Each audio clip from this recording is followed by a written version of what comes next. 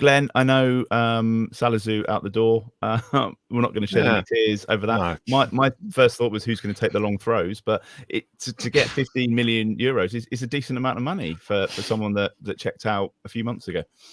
Yeah, I mean, regardless of what he's like as a player, you've just got to look at the person. You know, he's not as good as he thinks he is.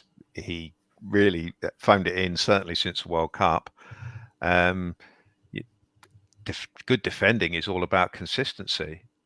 You know, it's about putting in 8, 9, 10 games without making a mistake or without, you know, just having a poor game. And I can't think he probably didn't string 2 or 3 games together last year where he actually played well, even in the first half of the season. And you know, the mysterious injury where no one knows what it is and it's not reported, that keeps him out until he's got something to gain.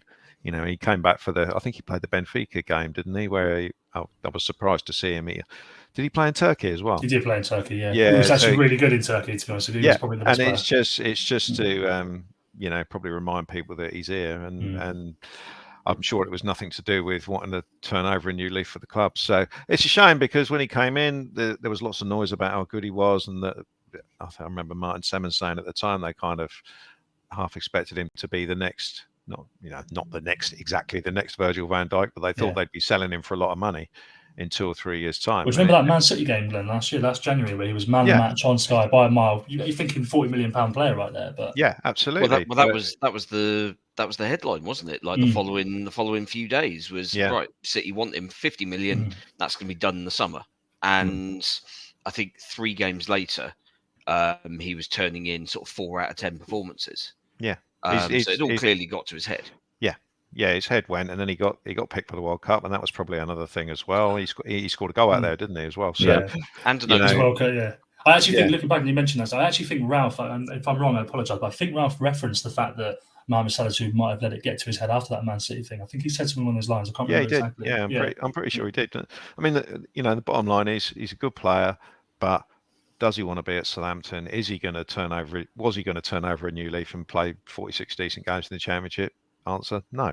So he can go, and exactly the same applies to Bella-Kotchap as well. And he can go when the time is right. And if they get, you know, I mean, Leipzig has been mentioned because they're selling the centre half to Manchester City. Has that happened yet?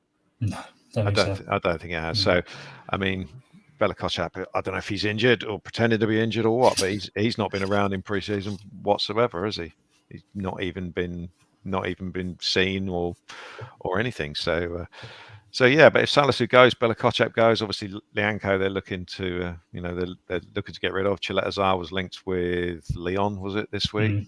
So they're going to have. We've got no centre backs. Yeah, they're going to have to do 7 centre backs previously. Yeah, they're going to have to do some work in the transfer, before the transfer window. Reportedly closes. Bringing in Zach Orr, is it, who's a former Arsenal defender? The Telegraph reported, I believe. 19-year-old. I mean, apparently to play first team football, but it seems another risk if so.